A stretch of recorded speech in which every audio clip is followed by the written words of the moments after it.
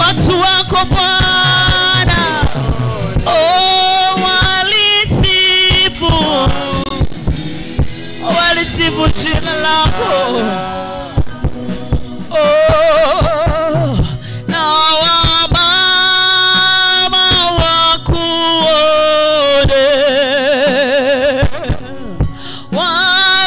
walisifu jina lako, na vijana wakuone, walisifu jina lako Baba.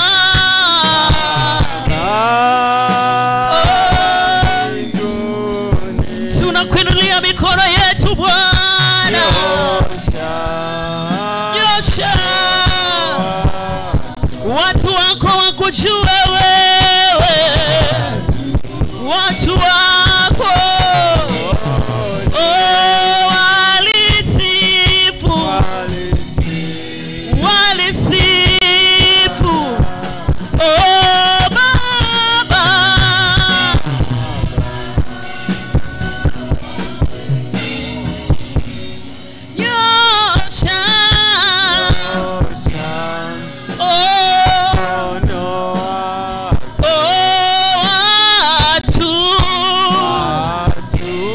watu wako, oh walisifu.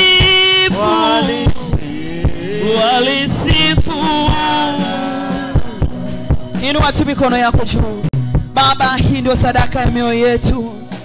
Tunaomba nyosha mkono wako. Tunakufanyia ibada maana tunajua bila wewe hatuwezi chochote. Tunakufanyia ibada maana tunajua bila uweza wako na nguvu zako hatuna chochote. Na hii ndio sadaka ya mioyo yetu tunapokuabudu na kukulinua jina lako, maana hatuna Mungu mwingine ila ni wewe peke yako. Umesema mwenyewe kwa neno lako, haya njooni tusemezane, leteni hoja zenu zenye nguvu.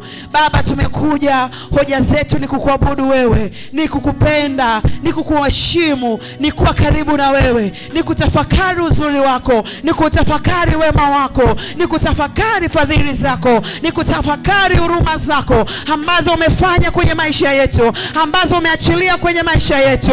Tunainua mikono yetu Bwana. Umesema unawatafuta kuabudu katika roho na kweli, maana imewapasa kukuabudu wewe. Ndio maana Bwana, siku ya leo tunainua mikono yetu, tunakuabudu wewe peke yako, maana imetupasa kukuabudu wewe, Mungu uliye mwenye nguvu, Mungu uliye na mamlaka, Mungu uliye na uweza, Mungu uliye na nguvu, Mungu uliye na utisho, Mungu uliye na mamlaka, Mungu uliye na uweza. Tunakuinulia mikono yetu Bwana. Tunasema hatuna Mungu mwingine ila ni wewe peke yako. Na ijulikane kama upo Mungu wa Elia, na ijulikane kama upo Mungu wa Elia Baba. Kama upo, inua sauti yako kwa imani. Mungu wa Elia, na ijulikane kama upo. Mungu na ijulikane kama upo Baba. Mungu wa Elia, na ijulikane kama upo Baba, na ijulikane Baba.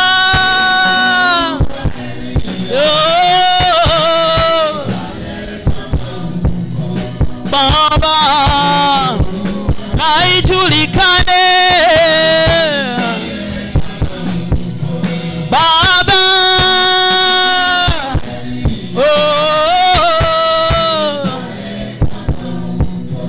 Baba, na ijulikane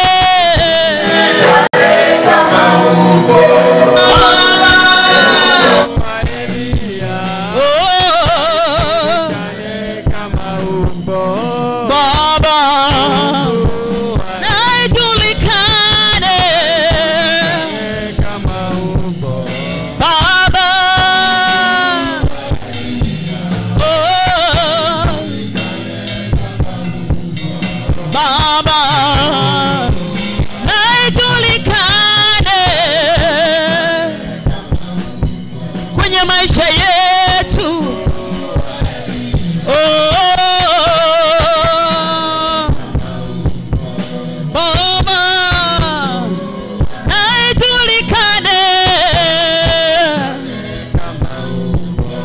Baba wa Elia.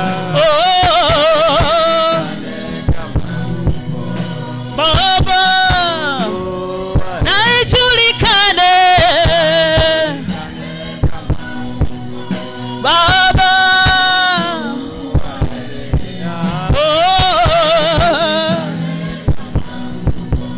Baba naijulikane.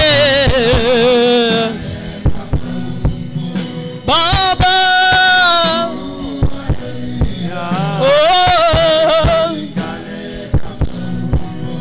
Baba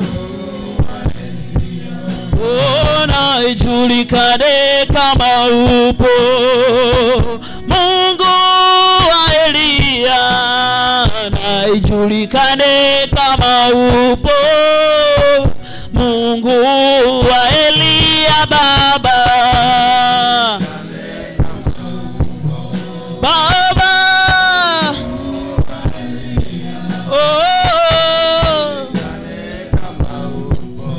Baba naijulikane. Baba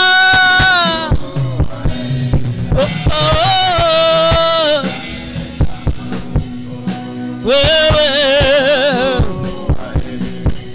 naijulikane kama upo wewe. Naijulikane kama upo Mungu mwenye nguvu. Na ujulikane kwenye maisha yetu Bwana. Naijulikane upo unaishi ndani yetu. Naijulikane Baba. Naijulikane Bwana. Naijulikane Bwana. Naijulikane Bwana. Naijulikane unatembea na sisi. Naijulikane unaongoza hatua zetu. Naijulikane unatuimarisha tena. Naijulikane unatutia nguvu. Naijulikane Baba Yesu. Naijulikane Baba. Naijulikane Yesu. Naijulikane uko ndani yetu. Naijulikane umetufunika Bwana. Naijulikane unaongoza hatua zetu. Naijulikane Bwana. Naijulikane unatuinua tena. Naijulikane kwenye maisha yetu Bwana. Naijulikane unatuisha upya. Naijulikane Bwana. Naijulikane unaishi ndani yetu. Naijulikane unaongoza hatua zetu Bwana. Naijulikane Baba. Naijulikane Yesu. Naijulikane Baba. Naijulikane Yesu.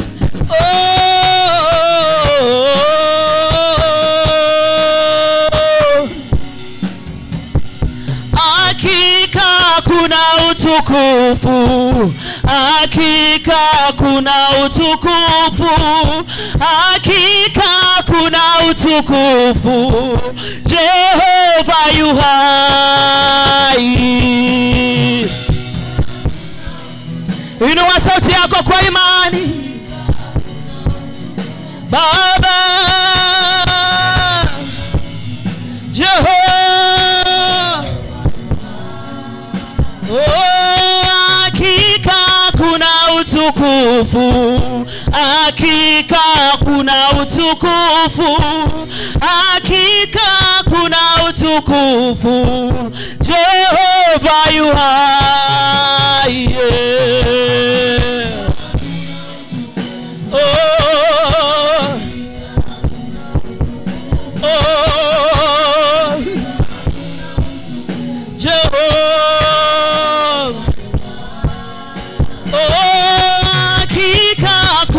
utukufu, hakika kuna utukufu, hakika kuna utukufu. Jehova yu hai,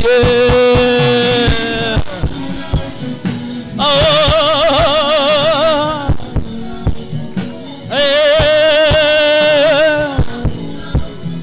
Jehova, hakika kuna utukufu, hakika kuna utukufu, hakika kuna utukufu. Jehova yu hai, oh, Baba, Jehova,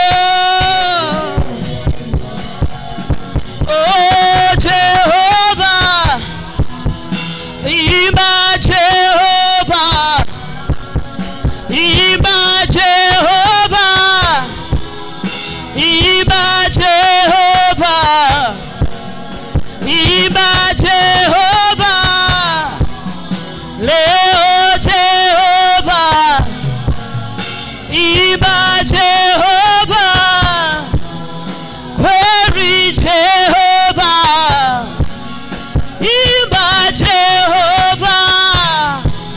Tunakuinulia mikono yetu Jehova, imba Jehova, kweli Jehova, imba Jehova, kweli Jehova, kweli Jehova, kweli Jehova, oh Jehova, kweli Jehova, oh Jehova.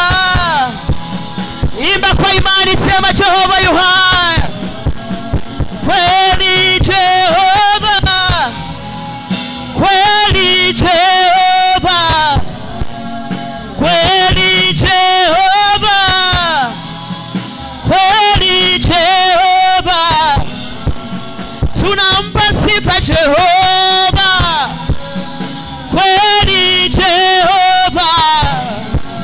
Tunapigia kelele za shangwe, kweli Jehova, imba Jehova, kweli Jehova, kwa vigelegele Jehova, kweli Jehova, imba Jehova, kweli Jehova, kweli Jehova, kweli Jehova, imba Jehova, kweli Jehova, oh kwenye sifa, imba Jehova, hata leo Jehova,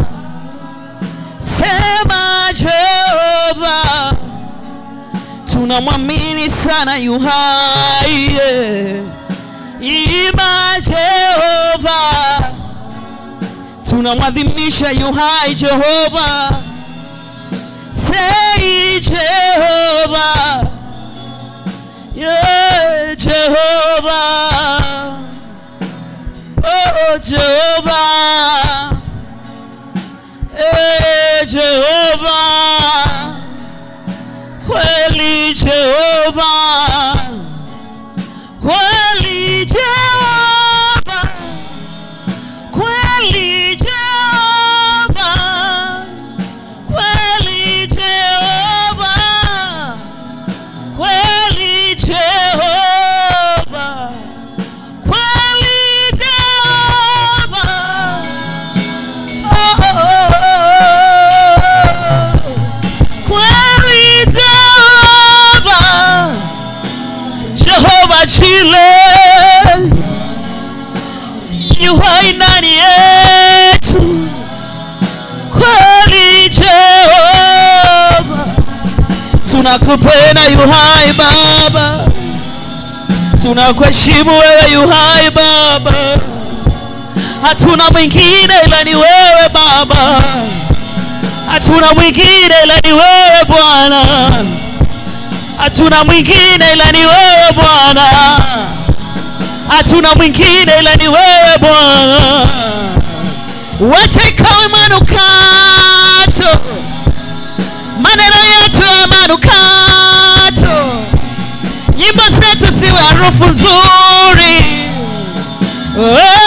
Jehova, tunakuamini uhai ndani yetu Baba. Jehova, tunakuamini uhai Baba, kweli Jehova, tunakuamini wewe uhai ndani yetu, tunakuamini uhai ndani yetu, tunakuamini uhai ndani yetu, tunakuamini uhai ndani yetu, tunakuamini uhai ndani yetu, tunakuamini uhai ndani yetu, tunakuamini uhai ndani yetu, tunakuamini uhai ndani yetu, tunakuamini uhai ndani yetu, tunakuamini uhai ndani yetu, tunakuamini Jehova, yu hai, Jehova, yu hai, Jehova, yu hai, Wimba Jehova, yu hai, anaishi milele, yu hai, naye ni mshindi, yu hai, kweli Jehova, yu hai, yu hai. Nena kwa lugha, nena kwa lugha. Unaweza ukaanza kumtukuza Bwana huku unapiga makofi yako. Tukuze Bwana, mwambie Mungu uliye hai, ishi ndani yangu, ishi ndani yangu. Wewe uliye hai, ishi ndani yangu, ishi ndani yangu. Piga makofi yako kuna mtukuza Bwana. Piga makofi yako ya ushindi kuna mtukuza Bwana.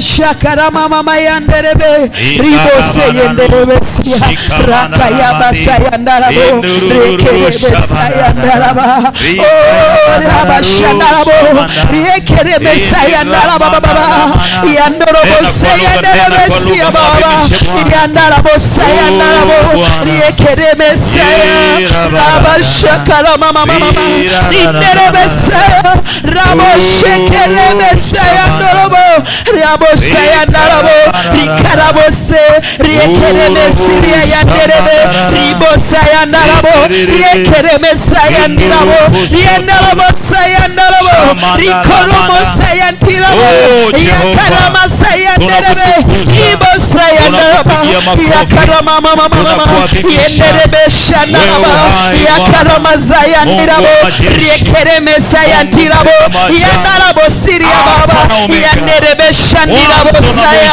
rikoromo saya taraba baba yenderebe saya ndorobo rikarama saya ndaba yekerebe saya ndaba se ribo saya ndaba riabo shakara mama rikarama mama yenderebe saya taraba rabo shekerama yanderebe rikoraba saya tirabo yenderebe siria baba yakarama saya ndirabo rekerebe saya tiraba yandarabo seyendere mesiri ya baba yakarama sayandaraba ribo sayatarabo yekere mesiri ya baba. Baba tunakupigia makofi, tunakushangilia, tunakutukuza.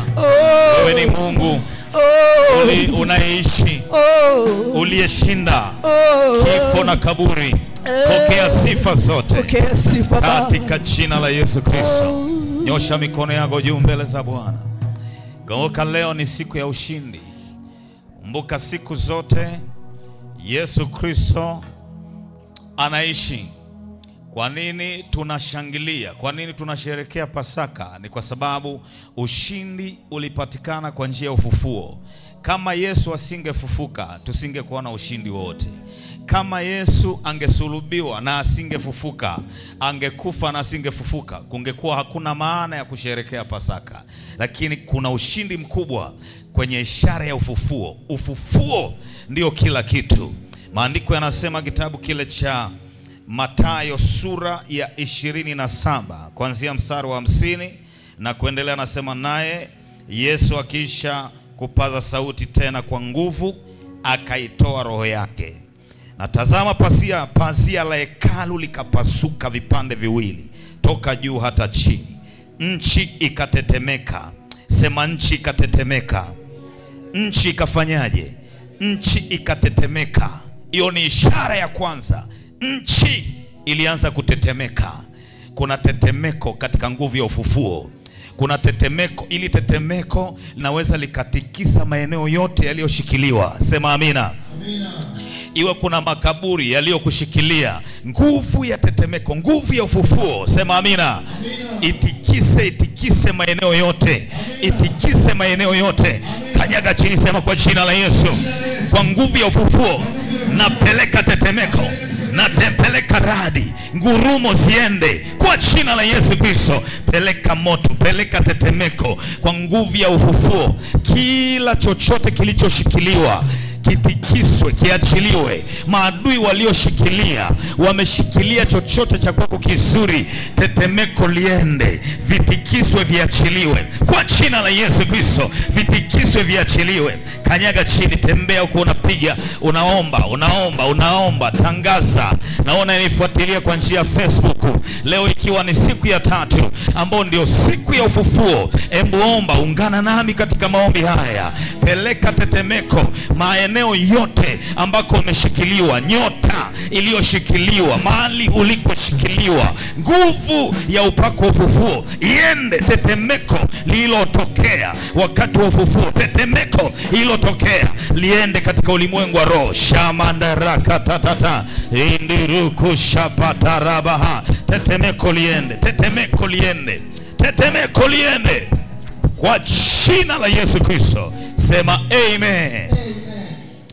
Biblia inasema nchi ikatetemeka, miamba ikapasuka. Miamba ikafanyaje? Miamba ikapasuka. Kuna miamba katika hii nguvu ya ufufuo. Pasaka hii kuna yale ambayo maisha ambayo yamekuwa kama miamba, mawe mazito. Ni kama unaishi kwenye miamba. Hiyo miamba isagike kwa jina la Yesu Kristo. Hiyo amina yako ni dhaifu. Hiyo amina, nataka uongee amina ya radi. Miamba ya aina yote iliyoshikilia maisha yako ipasuke, pasuke kwa jina la Yesu Kristo. Biblia inasema miamba ikafanyaje? Ikapasuka. Yani ishara tu, Yesu amekufa. Tayari ishara ikaanza kutokea. Yesu alipokata tu roho, tayari ishara ikaanza kutokea. Yesu alipokata roho, yani mwanzo tu ishara ikaanza kutokea.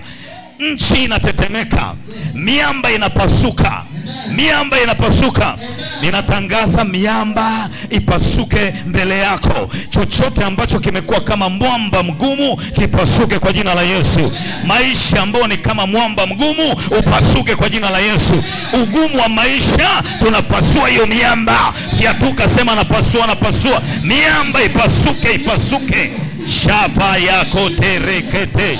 Shamano ipasuke. Yerabara.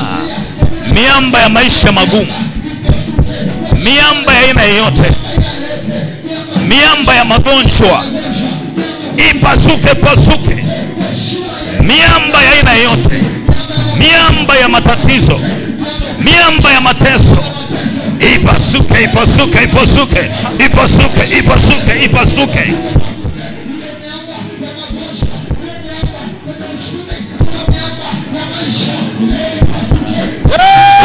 Rabanarara shenereketere narabahata shikamandala mandereketetete ribo shapaya mandaraba. Miamba ipasuke, miamba miamba isagike, sagike kwa jina la Yesu. Sikiliza, Biblia inasema, nirudie tena hii, Yesu alipokata tu roho, maana yake katika ulimwengu wa roho aliingia mahali. Alipokata roho, maana yake aliingia ndani yetu. Sema amina. Aliingia kwa wale waliokuwa wamekufa. Sema amina. Aliingia ndani, alafu ndio ishara ikaanza kutokea. Maanake alitoka kwenye mwili wake akaingia ndani yetu. Alitoka kwenye mwili wake akaingia mahali ambako tulikuwa tumeshikiliwa. Sema amina. Alitoka kwenye mwili wake akaingia mahali ambako tulikuwa tumefungwa. Miamba na magereza yote yakafanyaje? Yakapasuka. Sema kanyaga chini. Sema kila miamba iliyonishikilia ipasuke, pasuke kwa jina la Yesu. Miamba ya magonjwa ipasuke, ipasuke.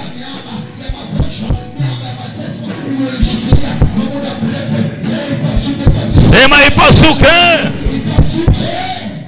Sikiliza, Yesu alipokata roho, nashangaa sana kitendo tu cha Yesu kukata roho. Yani maana yake uhai wake uliingia mpaka kwenye makaburi. Uhai uliingia kwenye vile vilivyokufa.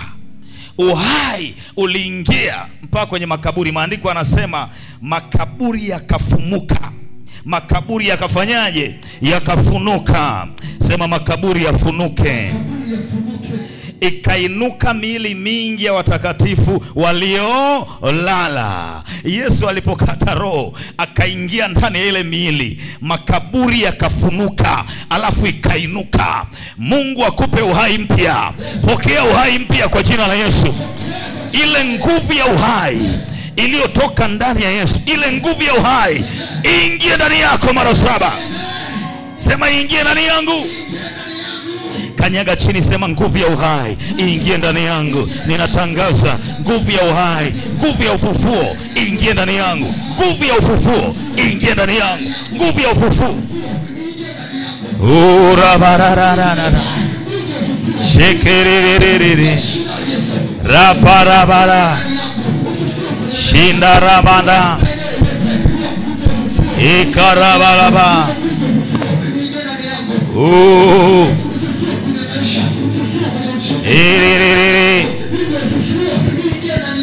Rinda rabandere. Vifufuke, ingie ndani yangu. Nguvu ya uhai ingie ndani, ingie ndani, ingie ndani, ingie ndani.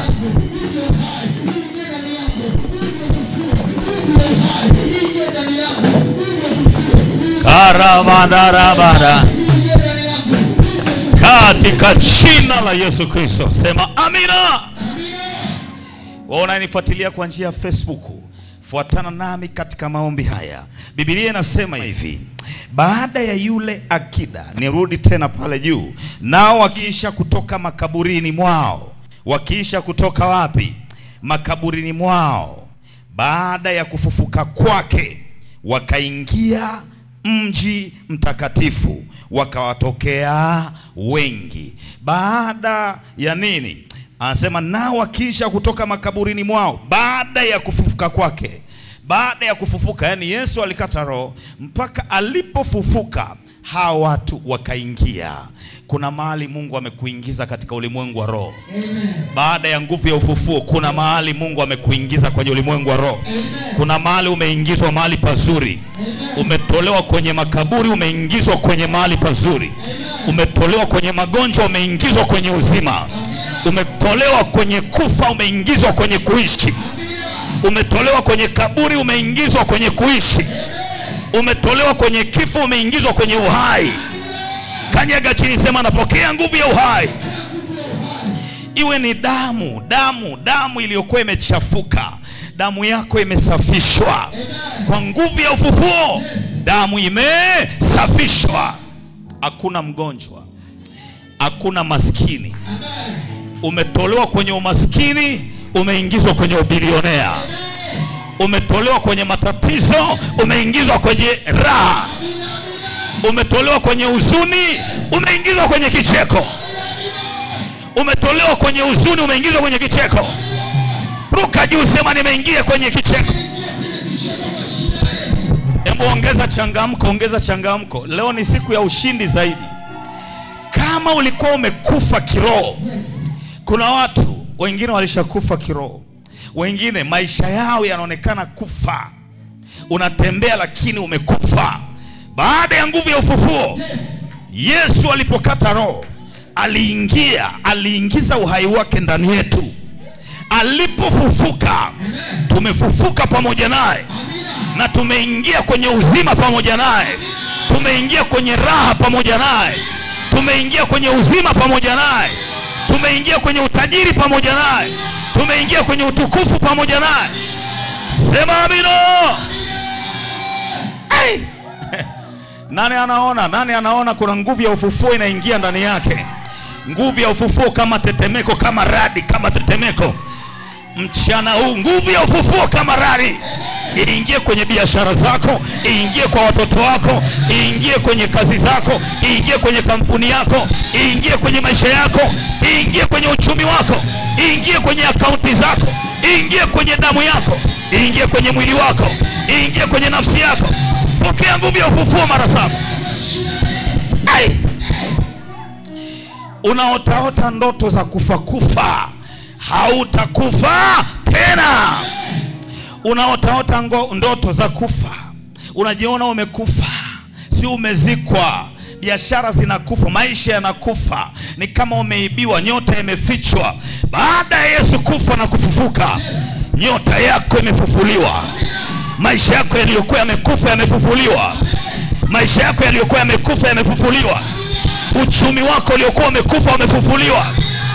Umepokea ushindi mara 100 zaidi. Ruka juu, sema nimepokea ushindi mara 100. Piga hatua, sema nimepokea ushindi mara 100.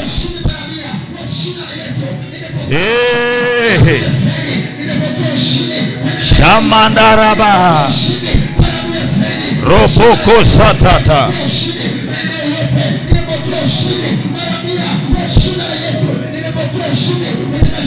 Yes, nimepokea ushindi mara 100 katika jina la Yesu Kristo. Narudia tena, utukufu tulionao, utukufu mkubwa ulionekana mara baada ya Yesu kufufuka. Alipofufuka Yesu, utukufu wake ulikuwa mkubwa. Maandiko yanasema Yohana alimuona kwenye kitabu kile cha Ufunuo sura ya 1 mstari kuanzia wa 8. Utaona Yohana anamuona Yesu, anatokewa na Yesu ambaye anang'aa kama jua, macho yake anang'aa kama jua. Utukufu mara baada ya Yesu kufa na kufufuka. Alipokufufuka, utukufu ulikuwa mkubwa. Ulikuwa uwezi kumwangalia kwa macho. Maandiko anasema wenye haki watang'aa kama jua. Pokea upako wa kung'aa kama jua. Biblia inasema mimi ni Alfa na Omega, mwanzo na mwisho, asema Bwana, aliyeko na aliyekuwako na atakaye kuwako. Sema tayari imekuwa.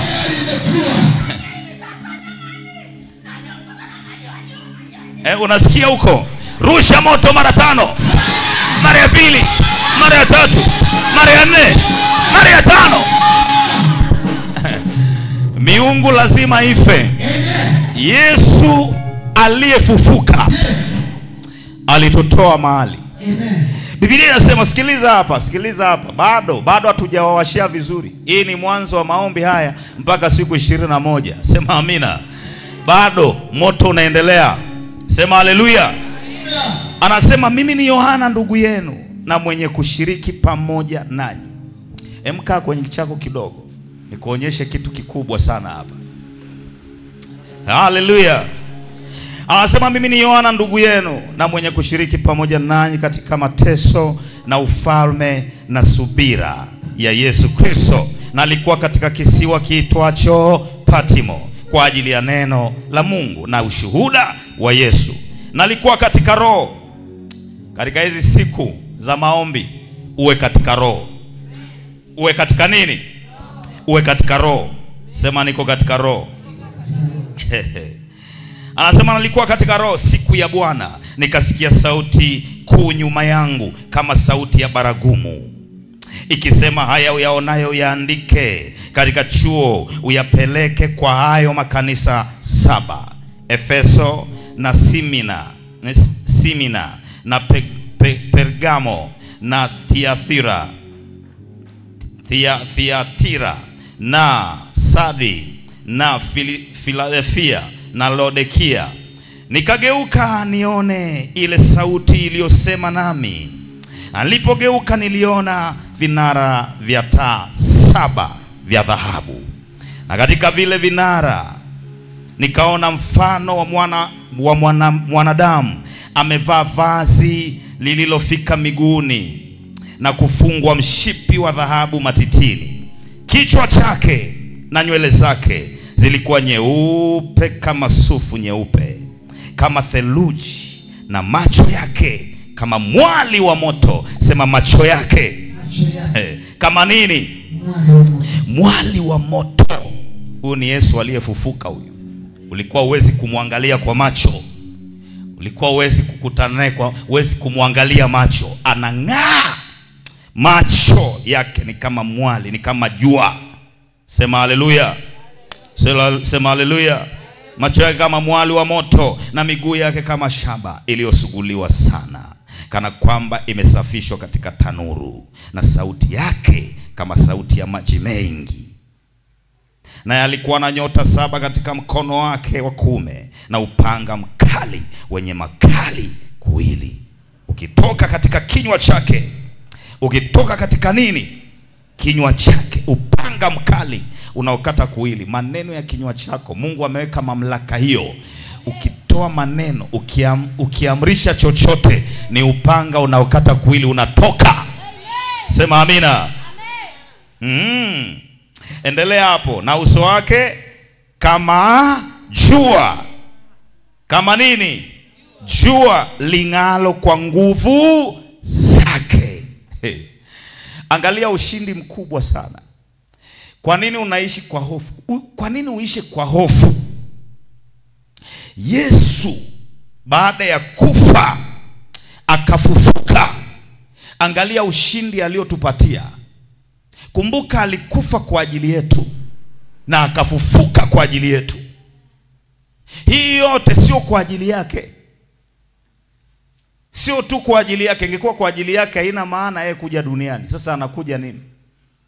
Kwa sababu alikuwa tayari yuko hai mbinguni. Sema amina. Lakini alikuja kwa ajili, sema alikuja kwa ajili yangu. Ongea kwa sauti kama radi. Sema alikuja kwa ajili yangu. Yaani maana yake wewe kama ulikuwa umenaswa kwenye nini? Kwenye shimo refu chini la giza. Alikufa akaja akakufuata kule kwenye ile shimo, alafu akakutoa. Kama alikuja kwa ajili yetu, kwa nini tuishi maisha ya hofu? Kwa nini tuishi maisha ya kufa? Kwa nini tuishi maisha kama ya watu wako shimoni? Kwa nini uishi maisha kama mtu ambaye yuko shimoni? Sema nakataa kuishi shimoni. Sema nakataa kuishi maisha ya kufa. Sema amina. Kwa nini uishi kwa mashaka? Alikufa na kufufuka kwa ajili yetu. Na maandiko yanaweka wazi kwamba alipofufuka tulifufuka pamoja naye. Alipofufuka tulifufuliwa pamoja naye.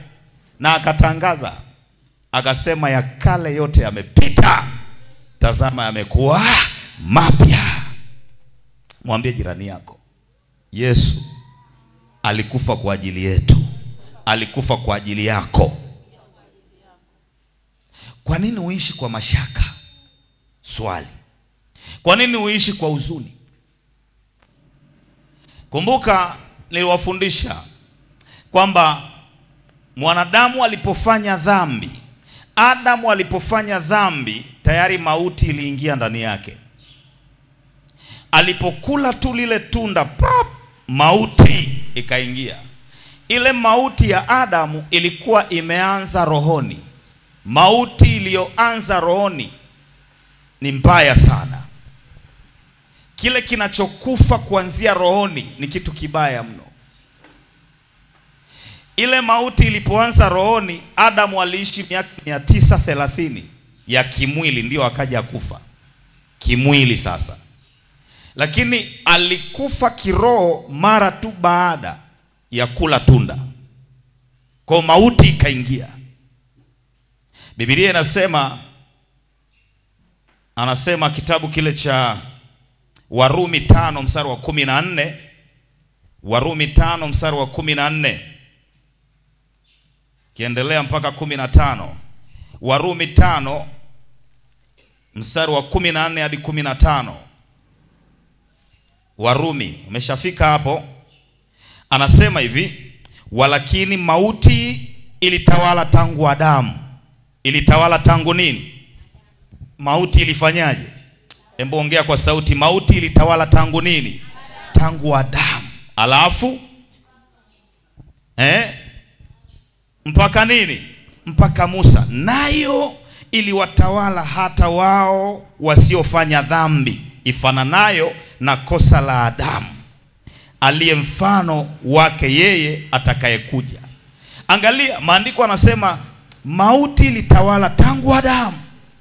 Alafu ilimtawala mtu hata yule ambaye hakufanya kosa linalofanana na Adamu.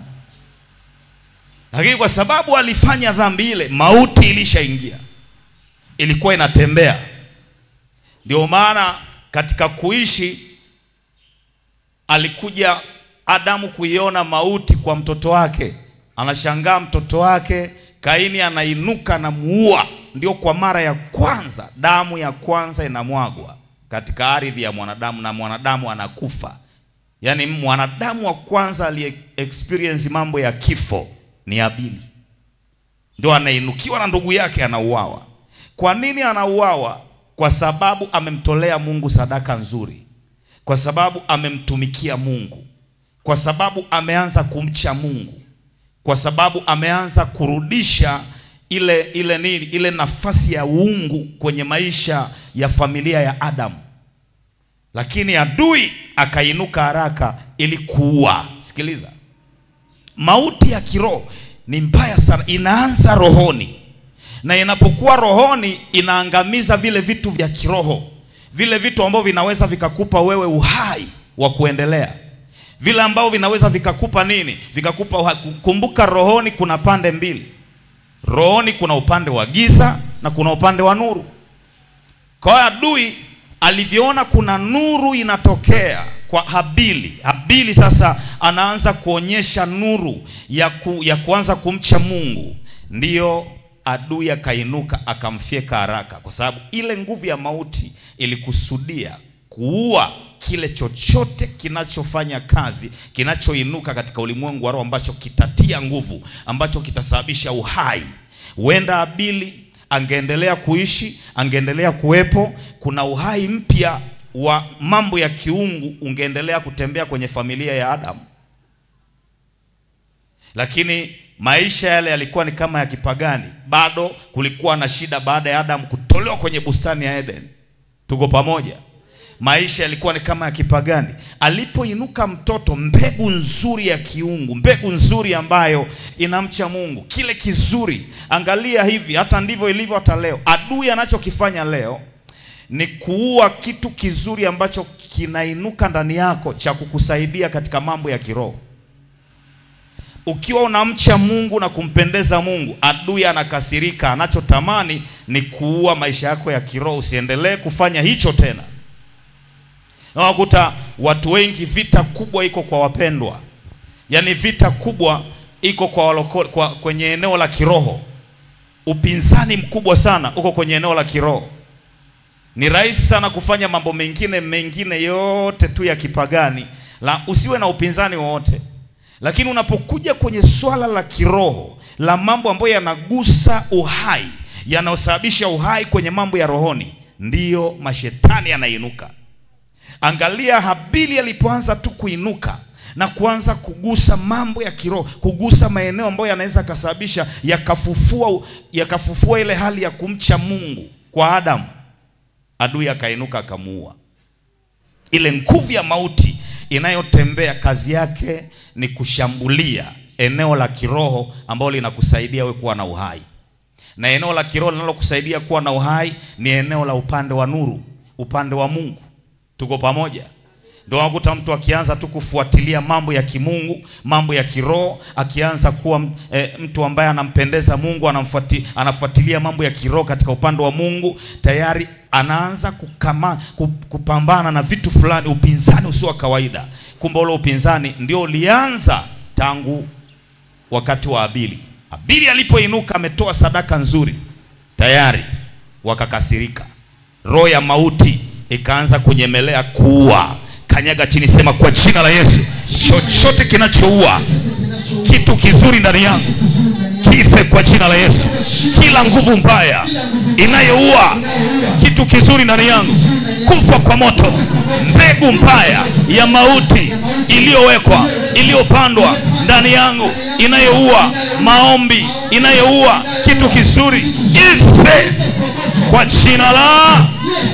Sikiliza, ukiona ulikuwa na spidi katika mambo ya Mungu, ulikuwa unampenda Mungu, unajitoa. Kumbuka Abili hapa alikuwa anajitoa. Alijitoa kikamilifu sana kwa Mungu. Alijitoa kikamilifu kwa Mungu. Lakini roho ya mauti, ile nguvu ambayo inasababisha mauti, ikafuatilia ikaua. Alijitoa sadaka nzuri.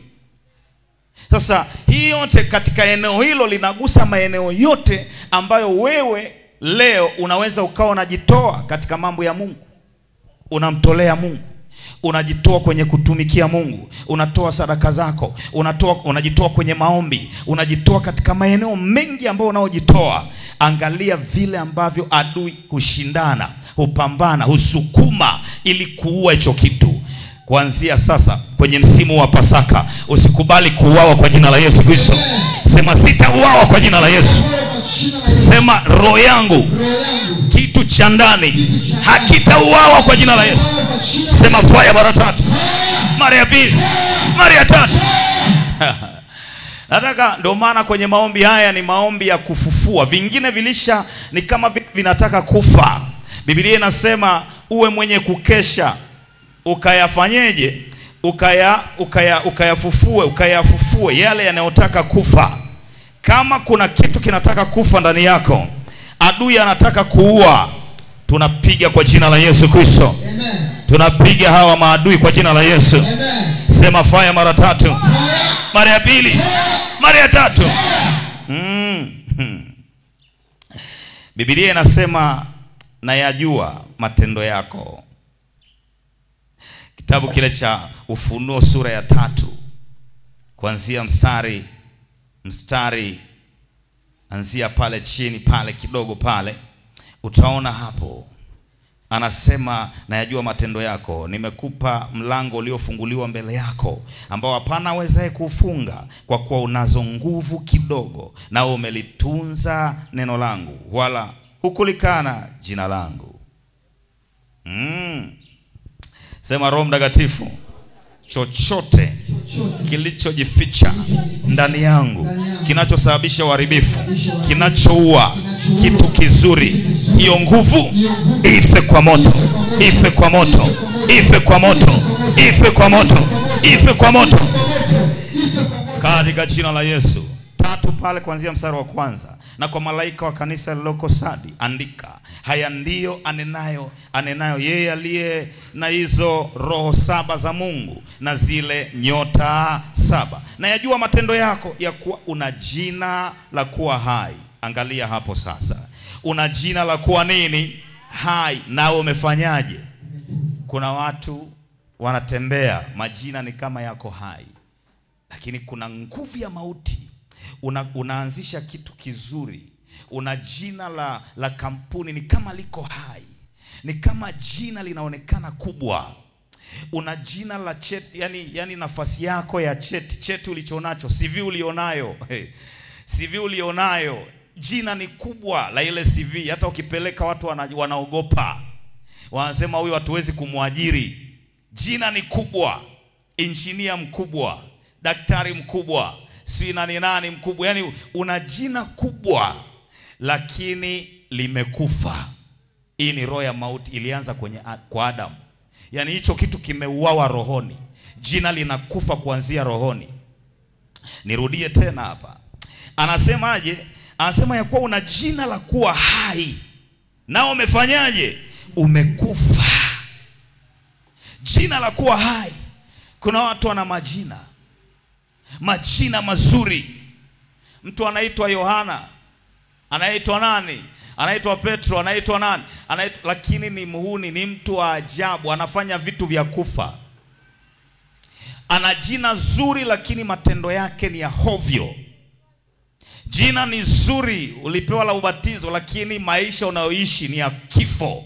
Maisha ya kufa, maisha ya dhambi, maisha ambayo umeshindwa kujizuia. Una jina zuri lakini unajiuza, ni kahaba. Una jina zuri la ubatizo lakini limekufa. Sema kwa jina la Yesu, jina langu liwe hai kwa nguvu ya ufufuo ndani ya Pasaka hii, msimu wa Pasaka hii.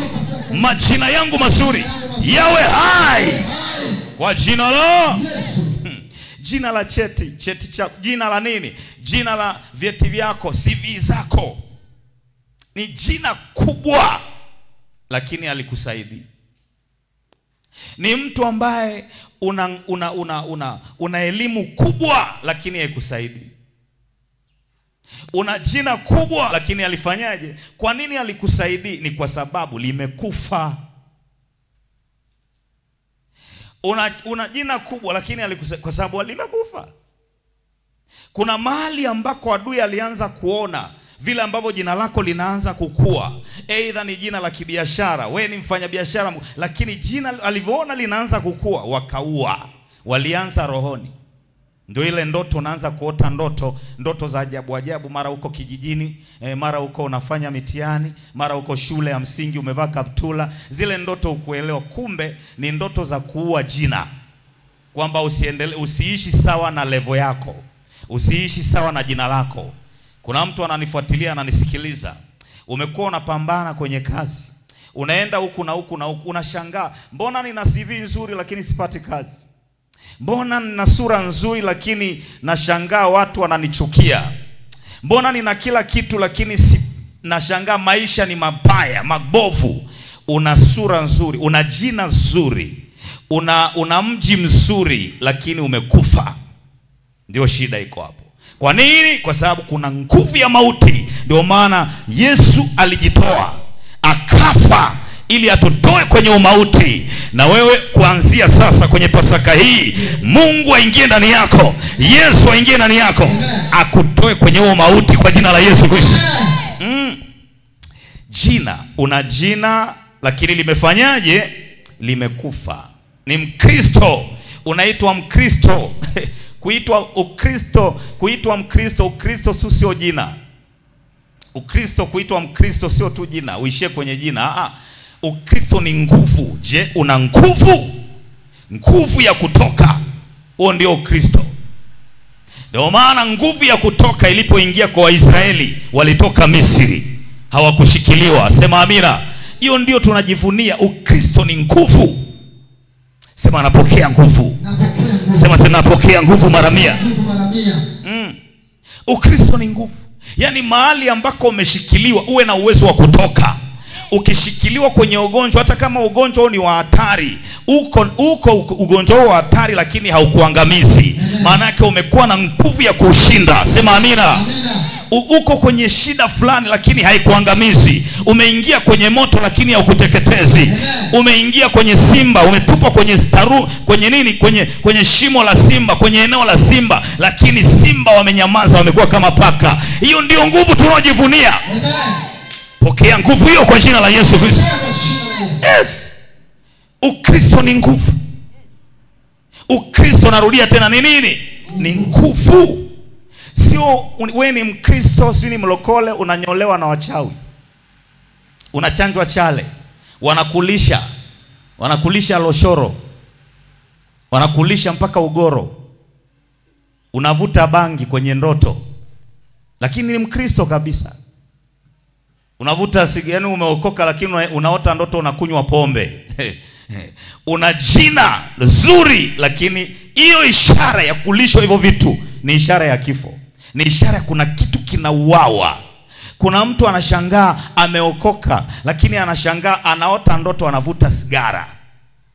Kumbe hiyo ni nguvu ya mauti inayoua kwenye kile kilichoanza kwenye ulimwengu wa roho. Inaua taratibu, inaua. Ni Mkristo lakini unaota ndoto unafanya mapenzi, unazini kwenye ndoto. Tayari ile ni nguvu inayoua kile cha kiroho. Kanyaga chini, sema kwa jina la Yesu hawataua. Simama juu, sema kwa jina la Yesu chochote kinachoua nguvu ya kiroho ndani yangu ife kwa jina la Yesu. Kife kwa jina la Yesu. Chochote kinachoua nguvu yangu ya ndani kife kwa jina la Yesu. Kanyaga chini, omba kwa bidii. Rapasatata reketete shapatata rikatarapahata ife kwa jina la Yesu. Chochote kibaya kinachoua upako ndani yangu, kinachoua mbegu ya kiungu ndani yangu, kinachoua chochote kibaya kinachoua karama ndani yangu, kufa kwa moto, kufa.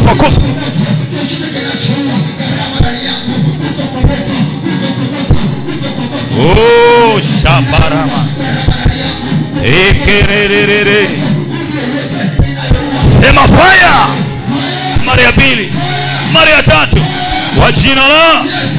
Kaa kwenye kiti chako, nimalizia hapa. Una jina, maandiko yanasema una jina la kuwa hai, lakini umefanyaje? Nawe umekufa. Watu wana majina lakini hawaishi sawa na yale majina. Watu wana majina mazuri lakini hawaishi sawa na yale majina.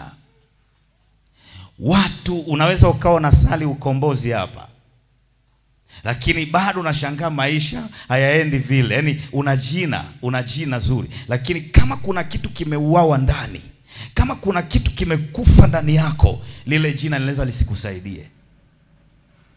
Unaweza ukawa na kitu kizuri sana, una karama kubwa. Mashetani waliua Habili, walifuatilia wakagundua huyu anainuka kwenye upande wa kiungu, anainuka, atatengeneza ufalme, atatengeneza kitu kizuri, atajenga ufalme kupitia jina lake, atajenga ufalme kupitia haya anayoyafanya. Wakainuka wakaua. Katika ulimwengu wa roho, Habili alikuja kupatikana baada ya miaka mingi. Miaka ilipopita ya kutosha, ndio tunamkuta Adamu anakuja kumzaa kijana anaitwa Sethi. Yule Sethi ndiye alichukua nafasi ya Habili, lakini ni baada ya kustruggle, baada ya miaka mingi, ndio nafasi ya Habili inakuja kurudishwa. Kile kitabu cha Mwanzo utasoma mwenyewe sura ya 5 pale. Utaona miaka ilipita sana, lakini aliuawa mtu mzuri. Kuna vitu unashangaa, ulianza vizuri, una karama, una vipawa, lakini hauendi sawa na ile karama ulionayo. Yaani unakuwa kama Daudi, naye alikuwa na hii shida. Daudi alikuwa na kipawa alikuwa na upako wa ajabu sana, anaua dubu na simba, lakini hakuna mtu anayemjua. Jina ni kubwa sana, lakini hakuna mtu anayemjua. Amini usiamini, kuna watu wako mitaani, wako huko, wana uwezo mkubwa sana kuliko walioko madarakani. Nyamaza. Leo wanaanza kufiatuka. Unajua hii inaongea hapa inawakera. Rusha moto mara 3. Sema mara ya pili, mara ya 3, mara ya 4, 5, 6, 7. Sikiliza. Yaani wewe unaweza usione, lakini mashetani wanaona. Yaani wewe unaweza usione, ukaona tu kawaida, sikufa tu na kufufuka, lakini mashetani ndio wanajua siri iliyojificha kwenye kufa na kufufuka kwa Yesu. Sema fire. Amen. Nyamazishe.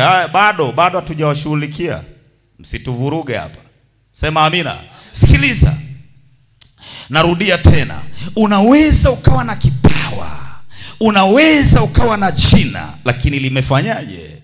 limekufa. Kazi ya Yesu, ndio maana jina la Yesu ni jina linalopita majina yote. Kupitia jina la Yesu tunapata majina mazuri. Kupitia jina la Yesu tunahuishwa kwa upya. Kupitia jina la Yesu tunapata nguvu mpya. Kupitia jina la Yesu tunapata ushindi. Kupitia jina la Yesu tunafufuliwa upya. Kupitia jina la Yesu majina yetu yanafufuka. Kupitia jina la Yesu majina yetu yanakuwa na nguvu. Kupitia jina la Yesu tunafanya vitu vikubwa. Kupitia jina la Yesu wagonjwa wanapona. Kupitia jina la Yesu maisha yetu yanainuka. Kupitia jina la Yesu Yesu alipokufa kafufuka akatukirimia jina. Maana yake utambulisho wa jina la Yesu kwamba ni jina linalopita majina yote. Maana yake alianza na kufufua majina yetu yaliyokufa. Sema jina langu limefufuliwa. Hebu usikae kawaida. Sema jina langu limefufuliwa. Sema tena limefufuliwa. Limefufuliwa. Elimu yangu imefufuliwa. Jina langu limefufuliwa. Maisha yangu yamefufuliwa.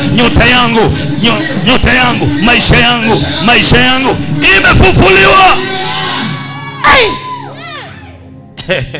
Jina, Yesu alianza na jina, akatupa jina. Ishara ya jina la Yesu ni ishara ya kwamba majina yetu yamefufuliwa, yana nguvu.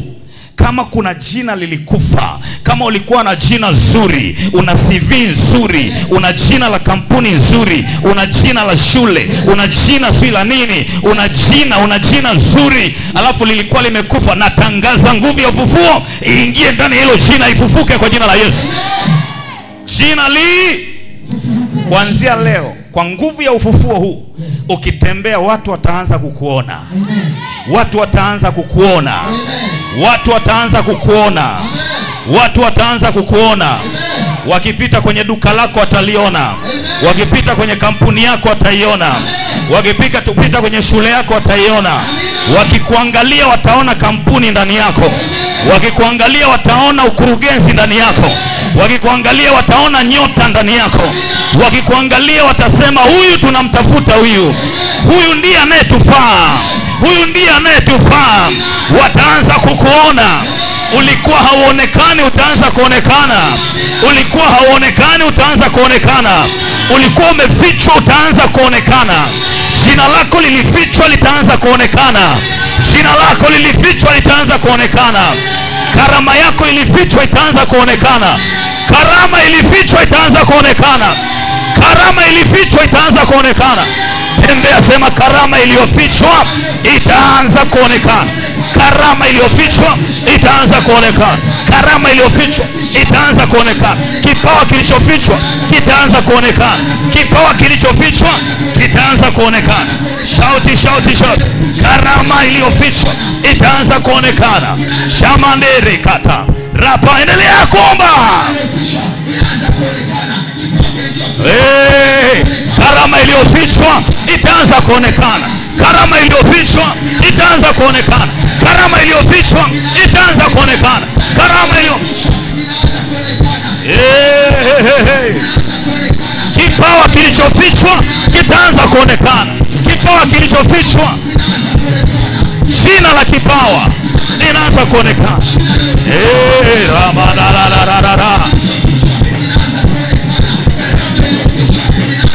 Sema fire. Tena.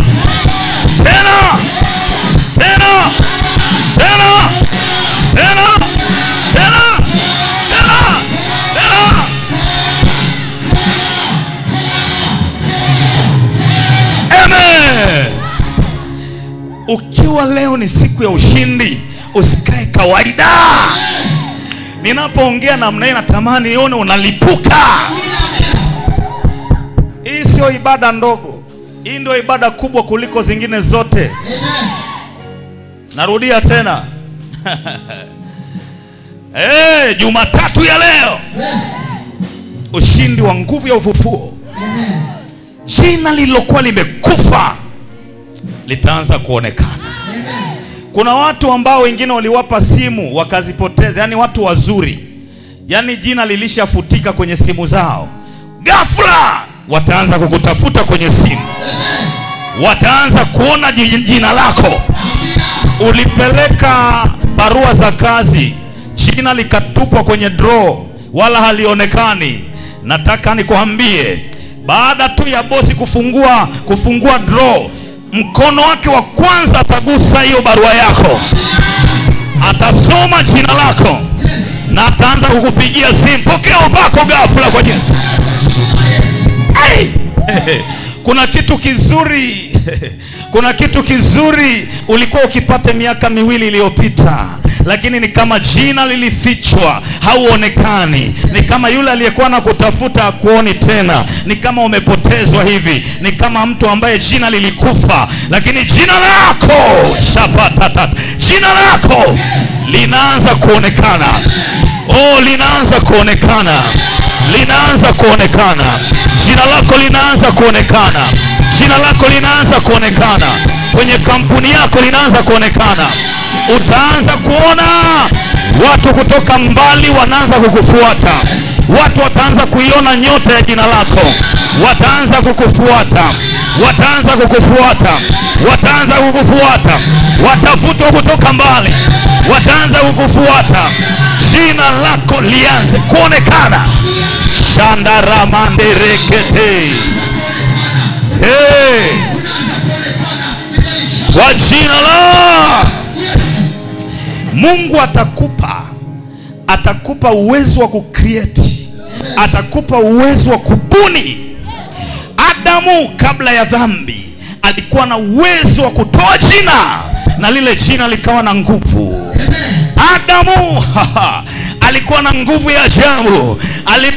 Alipopewa nafasi ya kutoa majina, akaanza kuwapa wanyama majina, kila alilolitoa jina, mpaka hata mwanamke aliyepewa akampa jina la mwanamke. Yani jina hilo lilikuwa na nguvu mpaka mwisho.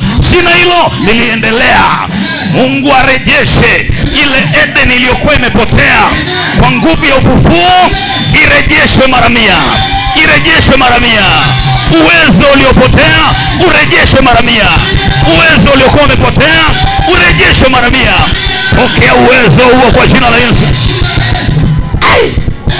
Kuna mtu umekuwa na majina, umefungua kampuni imekufa, umebadilisha mpaka unasema labda jina sio nzuri.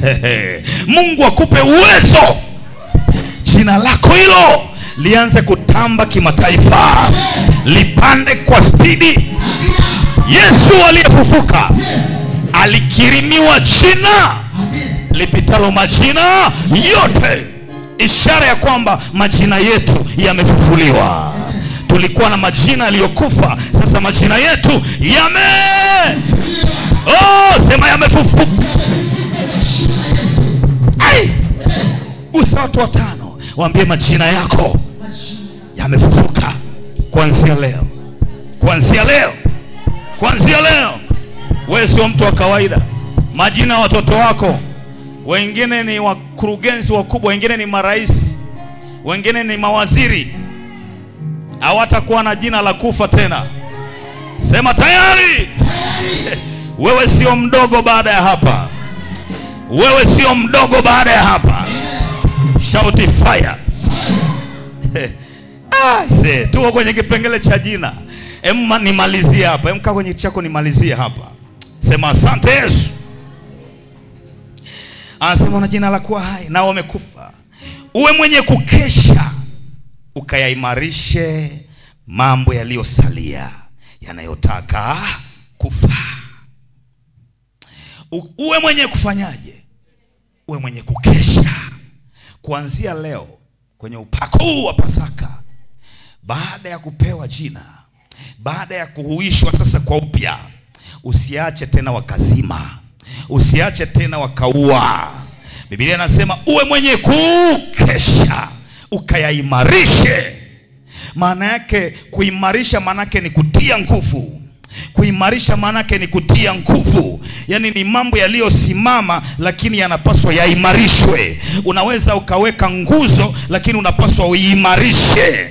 ni nguzo imesimama, lakini bado usiridhike tu kwa kusimama kwa hiyo nguzo. Unapaswa uishindilie vizuri zege, uimarishe. Oh my God, uwe mwenye kuimarisha, uimarishe yale yanayosalia, yanayotaka kufa. Kuimarisha tunaimarishaje? Tunaimarisha kwa njia ya maombi.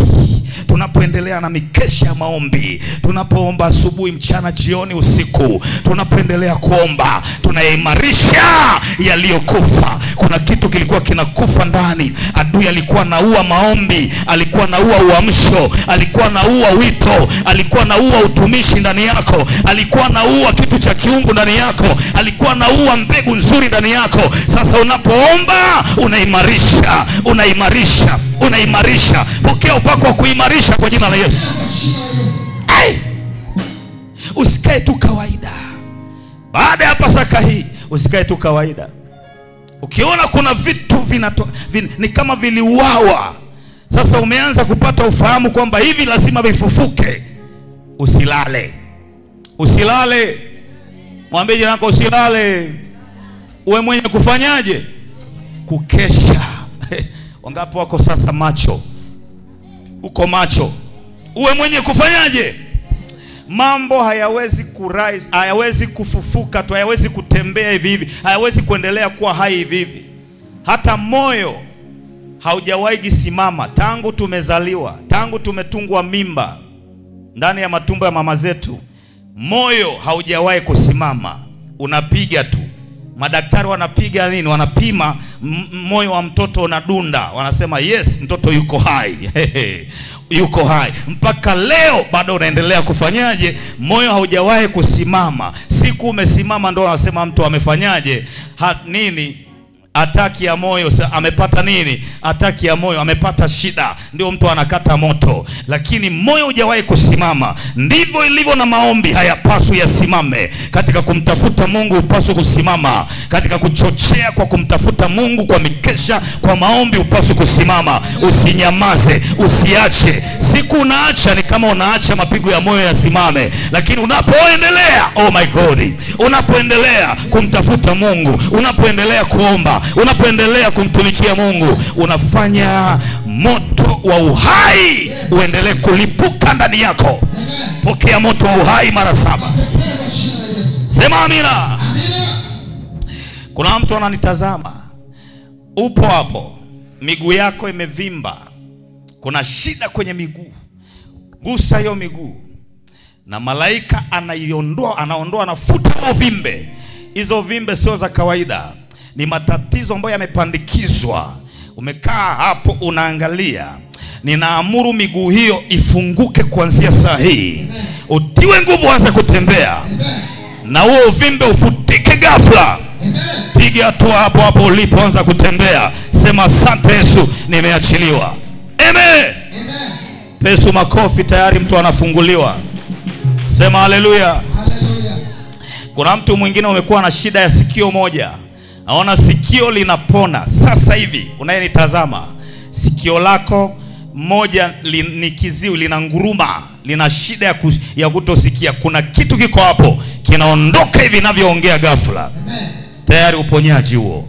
Pokea uponyaji ghafla kwa jina la Yesu Kristo. Sema tayari.